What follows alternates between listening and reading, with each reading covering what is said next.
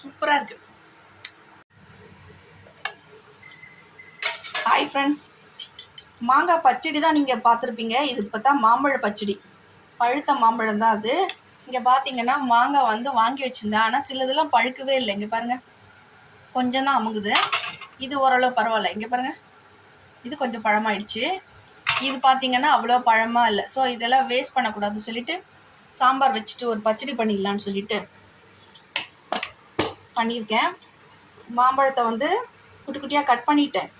அப்புறம் எண்ணெய் கடாயில் ஊற்றி கடுகு, கருவேப்பிலை, சீரகம் போட்டுட்டேன், பெருங்காயம் போட்டுட்டு தாளிச்சிட்டு காஞ்ச மிளகாய் போட்டு தாளிச்சிட்டு இந்த மாங்காவை தூக்கி அதில் போட்டுட்டேன். உப்பு போட்டேன், மஞ்சத்தூள் போட்டேன்.